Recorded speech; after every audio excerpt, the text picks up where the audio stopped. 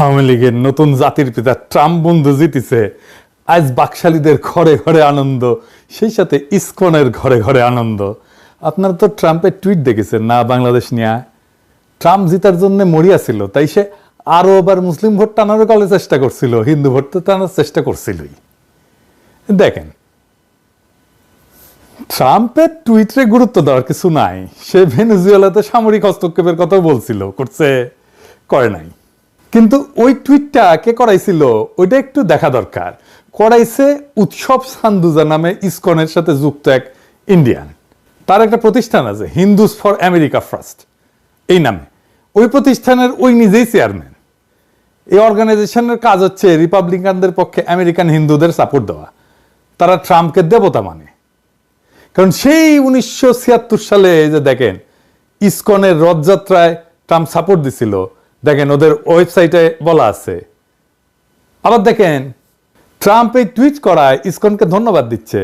We are very thankful to Donald Trump कि उन्हें বাংলাদেশ নিয়ে he has issued the statement. সবের দুঃখের কথা হচ্ছে কি এতদিন থেকে বাংলাদেশে এটা চক্রটা চলছে, কিন্তু nobody is speaking about Bangladeshi Hindus. সবাই বাংলাদেশি হিন্দুসকে ভুলে গেছে। এই মুহূর্তে Donald Trump is a very strong voice and he is also the former president and he is also fighting the election. তো ওনার থেকে এটা in support of Bangladeshi Hindu, this statement is, we are very very thankful. এই ISKCON Trump ভক্ত। গুলি থেকে বাইচে যাওয়ায় ISKCON কইছে এটা জগন্নাথের কৃপায় হইছে, ট্রাম্প রক্ষা পাইছে। Donald Trump, he saved Lord Jagannath Rath Yatra in 1976 in New York, and now Jagannath has reverted the favor, and he has saved his life. Trump আবার কমিটমেন্ট করেছে যে সে হিন্দু হলোকাস্ট মেমোরিয়াল করবি, মানে পৃথিবীর বিভিন্ন দেশে গণহত্যার শিকার হয়েছে যে সমস্ত হিন্দু, তাদের স্মৃতিতে মেমোরিয়াল বানাবি। এবার বুঝেছেন তো ইসকন কেন চট্টগ্রামে হাউকাও লাগাইছে। যাই হোক, ট্রাম্পের বিজয়ে আমাদের কি কোনো আশঙ্কার কারণ আছে? অনেকে বলতেছে আছে।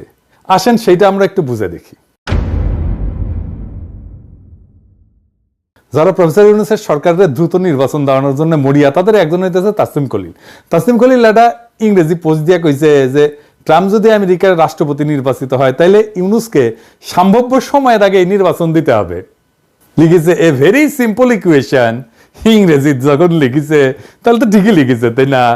কিন্তু ওর বেলুন ফুটা করে দিছে, তার চেয়ে অনেক বেশি ইংরেজি জানা বাংলাদেশে নিযুক্ত আমেরিকার সাবেক উপরাষ্ট্রদূত মিস্টার জন ড্যানিলোভিস তাসনিমের পোস্টে কমেন্ট করিয়া ট্রাম্পের নির্বাচনের বিষয়ে অতিরিক্ত প্রতিক্রিয়া না দেখাইতে তিনি হুঁশিয়ার করে দিয়েছেন। তিনি আরো বলছেন যে অনেকে বাংলাদেশের উপর ট্রাম্পের নির্বাচনের ফলাফল নিয়ে যে সমস্ত জ্যোতিষীগিরি করতেছে সেরকম কিছু হবে না। মিস্টার ড্যানিলোভিস সবাইকে মাথা ঠান্ডা রেখে নিজ নিজ কাজ চালায় যেতে উপদেশ দিচ্ছেন। ড্যানিলোভিস কেবল একজন সাবেক সিনিয়র আমেরিকান কূটনীতিবিদ না, আমার জানা মতে তিনি একজন রিপাবলিকানও বটে। মানে ট্রাম্প যেমন রিপাবলিকান। আপনারাই বলেন ট্রাম্পের নির্বাচনে দেশের উপরে কি হইতে পারে সেটা তাসনিম খলিল বেশি বুঝবে না জন ড্যানিলোভিস বেশি বুঝবে? আপনারা সব জানতাই তাসনিম খলিলের জিগান সে কি উদ্দেশ্যে ভিত্তি ছাড়া পোস্ট দিল, সে কার হইয়া খেলতেছে। জন ড্যানিলোভিসের বক্তব্য যা বলার বলে দিছে। কেউ কেউ আমার পোস্টে এসে বলছে যে ড্যানিলোভিসের রিয়েল আইডি না। দেখেন তাসনিম উত্তর দিছে সেই কমেন্টে, ওই ঠিকই জানে এটা রিয়েল আইডি কিনা।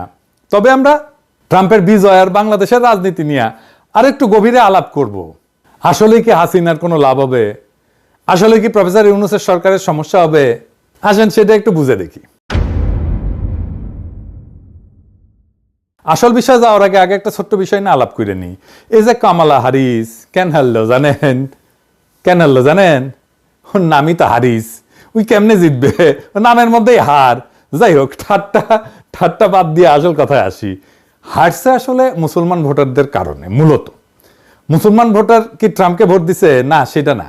আমেরিকান মুসলমানরা মূলত ডেমোক্রেটদের ভোট দেয়। কিন্তু এই নির্বাচনের আগে আমেরিকান মুসলিম ভোটারদের মধ্যে গ্রিন পার্টির প্রার্থী জিল স্টেইনের প্রতি সমর্থন উল্লেখযোগ্যভাবে বৃদ্ধি পাইছে।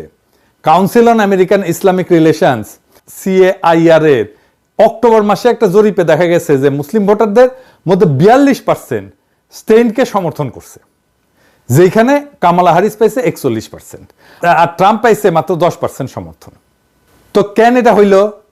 জিলস্টেন গাজায় ইসরায়েলের সামরিক অভিযানের বিরুদ্ধে স্পষ্ট অবস্থান নিয়েছিল, যা মুসলিম ভোটারদের মধ্যে তার জনপ্রিয়তা বাড়ায় দিচ্ছে দ্রুততার সাথে। অন্যদিকে কমলা হ্যারিসের ইসরায়েল প্যালেস্টাইন নীতির কারণে কিছু মুসলিম ভোটার তার প্রতি সমর্থন কমায় দিচ্ছে। ডেমোক্রেটিক প্রার্থীদের যেহেতু মুসলিম ভোটাররা সমর্থন দিত ঐতিহাসিকভাবে, তো এইবার গ্রিন পার্টির প্রতি তাদের সমর্থন বৃদ্ধি পাওয়ায় নির্বাচনের ফলাফলে উল্লেখযোগ্য প্রভাব পড়ছে, বিশেষ করে সুইং স্টেটগুলোতে, মানে যেই স্টেটগুলোতে রিপাবলিকানও জিততে পারে, ডেমোক্রেটও জিততে পারে। অল্প কিছু ভোটের ব্যবধানে এদিক সেদিক হয়ে যায়। এটা তো গেল ভোটের হিসাব, কিন্তু ট্রাম্পের বিজয় আরো গভীর কিছুর ইঙ্গিত দেয়। এটা হাসিনার প্রত্যাবর্তনের মতো সস্তা কিছু না যে ট্রাম্প জিতলে হাসিনা ফিরতে পারবে, আওয়ামী লীগ ফিরতে পারবে, আবার ক্ষমতায় চলে আসবে। সেটার আলাপ আমি শেষে করব, সেটা কি? অন্য আলাপগুলো সেরে নি। ট্রাম্পকে আসলে প্রফেসর ইউনূসকে পছন্দ করে? নেত্র নিউজ একটা নিবন্ধ ছাপিয়েছিল ইলেকশনের আগে কুগেলম্যানের, যে ট্রাম্প জিতলে কি হবে বাংলাদেশ রাজনীতির জন্য। সম্ভবত তাসনিম খলিলের মন্তব্যটা এই নিবন্ধ দিয়ে প্রভাবিত। এখানে কি বলছে একটু সংক্ষেপে বলি। বলছে যে ট্রাম্প যদি আবার মার্কিন প্রেসিডেন্ট নির্বাচিত হয়, তাহলে বাংলাদেশ যুক্তরাষ্ট্র সম্পর্কের উপরে নেতিবাচক প্রভাব পড়তে পারে। ট্রাম্পের সাম্প্রতিক সামাজিক মাধ্যমে পোস্টে বাংলাদেশের হিন্দু এবং অন্যান্য সংখ্যালঘুদের বিরুদ্ধে সহিংসতা এবং বাংলাদেশ সম্পূর্ণ বিশৃঙ্খল অবস্থায় আছে বলে উল্লেখ করছেন, যা ঢাকার এই অন্তর্বর্তীকালীন সরকারের জন্য উদ্বেগের কারণ হতে পারে। ট্রাম্প যদি আবার নির্বাচিত হয়, তবে ট্রাম্পের প্রশাসন বাংলাদেশের বর্তমান সরকারের সাথে সম্পর্ক উন্নয়নে আগ্রহী নাও হইতে পারে, বিশেষ করে বর্তমান প্রধান উপদেষ্টা মোহাম্মদ ইউনূসের সাথে ট্রাম্পের মতাদর্শগত পার্থক্যের কারণে। বলছে এছাড়া ট্রাম্প প্রশাসন বাংলাদেশের সাথে সম্পর্ককে মূলত বাণিজ্য এবং বৃহৎ শক্তির পরাশক্তির প্রতিযোগিতার প্রেক্ষাপটে দেখতে পারে, যা বর্তমান সহযোগিতামূলক সম্পর্কের থেকে ভিন্ন হইতে পারে। তো এই কুগেল মাল কিন্তু সিআরআই মাল। আমি ওরে নিয়ে একটা এপিসোড বলেছিলাম, আরো একটা মনে বলছিলাম এই যে এপিসোডে। এইটা সেভেনে দেখায় দেন কি কইছিলাম। Well, first of all, thanks for having me. It's true. What you note is that there's a bit of confusion or uncertainty about the actual turnout. Indeed, the election commission said 40%. There have been some media outlets in Bangladesh that suggest it was more like 27 or 28%. But কইছে যে 28% vote তো কম না, প্রায় 3.5 কোটি লোক vote দিছে, তাই 28%-এর আলাপেই যাবেন না। কবেন 2% ভোট পড়িছে আর 1% ভোট দিছে যাদের শিশুরা। নিউ ইয়র্ক টাইমস কি বলছে? বলছে বাংলাদেশের ধুঁকতে থাকা গণতন্ত্রের একদলীয় নির্বাচন। জাতিসংঘ কি কইছে? জাতিসংঘ কইছে পথ পাল্টান, বাংলাদেশের মানুষ ঝুঁকিতে আছে, তাই এর বিশেষ গুরুত্ব দেওয়ার কিছু নাই। কিন্তু প্রফেসর ইউনূসকে পছন্দ করার কথা না ট্রাম্পের, কারণ প্রফেসর ইউনূস ক্লিন্টন পরিবারের বন্ধু। 2016 সালে হিলারিকে হারায় যখন ট্রাম্প প্রেসিডেন্ট হয়, তখন প্রফেসর ইউনূস যুক্তরাষ্ট্রে ছিলেন। সংবাদ মাধ্যমে দেওয়া সাক্ষাৎকারে ডক্টর ইউনূস বলছিলেন যে মার্কিন নির্বাচন ভুল রাজনীতির শিকার হচ্ছে। 2019 সালে একটা আন্তর্জাতিক সম্মেলনে কিছু বাংলাদেশি ডেলিগেটরা ট্রাম্পকে জিজ্ঞেস করছিল যে বাংলাদেশ সম্পর্কে। তো বলছিল যে ওই যে ঢাকার মাইক্রো ফিন্যান্সের লোক কোথায়, শুনছি সে আমাকে হারানোর জন্য হিলারিকে টাকা দিছিল। তাই ব্যক্তিগতভাবে প্রফেসর ইউনূসকে ট্রাম্পের পছন্দ করার কারণ নেই। আবার মোদি কিন্তু ট্রাম্পের বন্ধু। মোদি টুইটও করেছে বন্ধু বইলা, ট্রাম্পও মোদিকে বন্ধু বইলা স্বীকার করে। আবার ইসকনের জন্য বাংলাদেশ নিয়ে টুইটে কিছু বার্তা দেয়। মোদি কি তাদের বাংলাদেশের হারানো সাম্রাজ্য ফিরে পাওয়ার জন্য ট্রাম্পের সাথে কাজ করতে পারে? একটা জিনিস সত্য, ট্রাম্পের বিজয় আওয়ামী লীগকে উৎসাহিত করবে এবং করছে, সন্দেহ নাই। মোদি বাংলাদেশ ইস্যু নিয়ে ট্রাম্পের সাথে আলাপ করতেও পারে, সম্ভাবনা আছে। ইসকন উৎসাহিত হয়ে আরো অ্যাগ্রেসিভ হইতে পারে, সেই সম্ভাবনা আছে পুরাপুরি। তা তো রীতিমতো পায়ে পাড়া দিয়ে মুসলমানদের সাথে ঝগড়া করতে চাই, চিটাগাঙে যেটা করছে। এর বাইরে আর কিছু হবে না। আমাদের ফ্যাসি বিরোধী শক্তিকে সতর্ক থাকতে হবে যেন আমাদের উপরে আমেরিকা আর ইন্ডিয়া একসাথে চড়াও হইতে না পারে। এবার আসল কথায় আসি। হাসিনারে কে তাড়াইছে? আমেরিকা এসে তাড়াই দিছে? বা হাসিনারে যখন আমরা তাড়াইলাম তখন আমেরিকা এসে রক্ষা করতে পারছে? ওরে ইন্ডিয়া এসে রক্ষা করতে পারছে? কেউ এসে আমাদের উদ্ধার করে দিয়ে যাবে? এটা আওয়ামী বয়ান। এইটার জন্ম 1971 সালে। আমরা লিডারশিপ দিলাম শেখ মুজিবরে, ওই সব ফেলায় ভেঙে গেল, আত্মসমর্পণ করে বসলো পাকিস্তানিদের কাছে, যুদ্ধ শুরু করলো দেশের মানুষ। আরে সেটা শেষ কর, তা না ইন্ডিয়ারে ডেকে আনলো, ইন্ডিয়া এসে স্বাধীন করে দিয়ে গেল। তাই ওদের একটা বাইরের শক্তি লাগে সব সময়। হাসিনা যখন দেশে ফিরলো, আসার পরে কিছু হইলেই এমবাসিতে দৌড়াইতো, স্টেট ডিপার্টমেন্টে যাইতো, ওইখানে যায় গুটু করতো। হালাই তুই করবি বাংলাদেশের রাজনীতি, স্টেট ডিপার্টমেন্টে কি করিস, এমবাসিতে যায় কি করিস। এই জন্য বাংলাদেশে এমবাসি গুলো শক্তিশালী হয়ে গেছে এবং তারা কারণে অকারণে বাংলাদেশের রাজনীতি নিয়ে কথা বলে। আরে তোদের কাজ কি? আমরা এবারই প্রথম আমাদের নির্ভরতার চাবি আমাদের নিজের হাতে নিয়েছি, নিজের ভাগ্যের নিয়ন্তা হয়েছি। এটা বিশাল অর্জন। আমরা আমাদের পুনর্দখল নেওয়া রাষ্ট্রকে হাতছাড়া করব না, দরকার হলে আবার রুখে দেব। যাদের বিরুদ্ধে লড়াই করছি তারা যদি ফিরে আসতে চায় আমরা তাদের রুখে দেব। ভুলে যাবেন না, আমাদের লড়াই ছিল দুইটা, শুধু হাসিনার ফ্যাসিবাদের বিরুদ্ধে না, ভারতীয় আধিপত্যের বিরুদ্ধেও বটে। যাই হোক, ফাইনাল আলাপে আসি, ট্রাম্পের বিজয় কি গভীর বার্তা দিচ্ছে। এই যে দেখেন, এই যে লিবারেল দুনিয়া, এই যে ওয়েস্ট যেটা আমরা দেখি, পশ্চিম যেটা দেখি, এটার মতাদর্শ কি? মুক্ত মানুষের মুক্ত সমাজ, এগুলোই তো বলে, তাই না?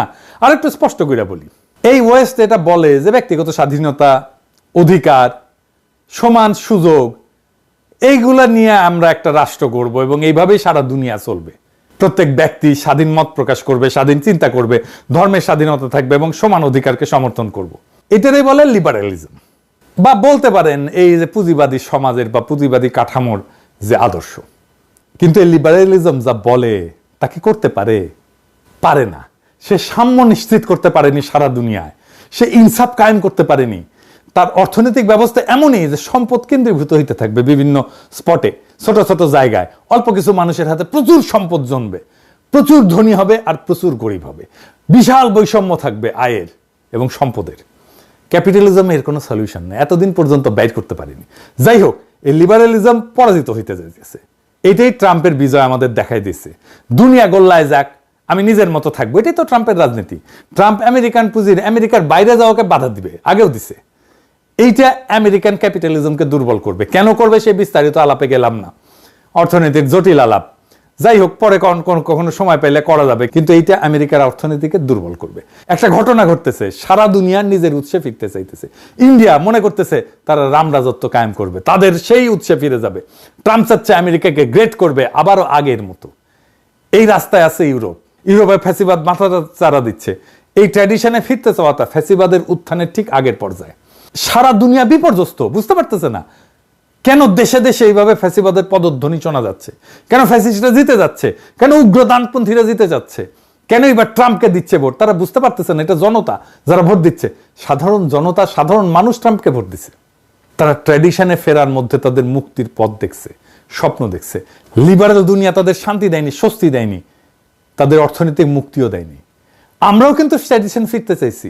আমাদের এই জুলাই আগস্ট বিপ্লবের একটা মূল চালিকা শক্তি ছিল ধর্ম, ইসলাম। ইসলামী শক্তির একটা ব্যাপক অংশগ্রহণ ছিল এবং এর ভেতরের মূল চালিকা শক্তি ছিল ইসলাম, ইসলামী চেতনা। গত শতাব্দীতে কমিউনিজমের একটা শক্তিশালী আদর্শ ছিল, সেই জন্য বাধা দিছিল তারা ফ্যাসিবাদকে। শুধু বাধা না, পরাস্ত করছিল। এইবার এই কমিউনিজম নাই। এই ভয়ের বা এই শূন্যস্থান পূরণ করতে পারি আমরা আমাদের চিন্তা দিয়া, আমাদের বিকল্প রাষ্ট্র ধারণা দিয়া, যেখানে লিবারেলিজমের দুর্বলতা, অসাম্য আর বেইনসাফির সমাধান নিয়ে হাজির হব আমরা দুনিয়ার সামনে। এটাই এখন আমাদের সুযোগ। কিভাবে সেটা আমাদের বাইর করতে হবে। দুনিয়ার সামনে নতুন ধারণা প্রস্তাব করার বুদ্ধিবৃত্তিক সামর্থ্য অর্জন করতে হবে। তার মানে লড়াই শেষ হয় নাই, এটা কেবল শুরু। আমাকে কেউ কেউ বলে অ্যানার্কিস্ট, আমি নাকি দেশের স্থিতিশীলতা চাই না। ওই আপনাদের স্থিতিশীলতা ট্রাম্পরা এসে এইভাবে হান্দাই দেবে পিছনে, বুঝছেন? আপনাদের এটা শায়ার বলিস। আমার লড়াই আর আমার রাজনীতিটা বুঝতে পারবেন। প্রথমে অর্থ বলে দিব, তারপরে অর্থ ছাড়া একবারে বলবো। একবারে না শুনলে এগুলোর মজা লাগে না আর কি। মেরা আসলি লড়াই আভি বাকি হ্যায়, আমার আসল যুদ্ধ এখনো বাকি। মেরা ইরাদো কি ইমতেহান আভি বাকি হ্যায়, আমার অভিলাষের পরীক্ষা এখনো বাকি আছে। আব তো সিরফ পিলিয়া মুঠ ভর জমিন হামনে, সবে তো আমি পান করেছি এক মুঠো জমিন, মাটি। আগে সারা আসমান বাকি হ্যায়, সামনে পড়ে আছে সারা আকাশটা। এইবার একসাথে মানে তো বুঝে গেছেন। মেরা আসলি লড়াই আভি বাকি হ্যায়, মেরা ইরাদো কি ইমতেহান আভি বাকি হ্যায়, আবে তো সিরফ পিলিয়া মুঠ ভর জমিন হামনে, আগে সারা আসমান বাকি হ্যায়। আমরা সেই আসমান জয় করব একসাথে। ওই লড়াইটা বাকি আছে। সেই দিন আমাদের ওই স্লোগান পূর্ণতা পাবে যা আমরা উচ্চারণ করতে শুরু করছি জুলাই আগস্ট বিপ্লবের সময়, ইনকিলাব জিন্দাবাদ।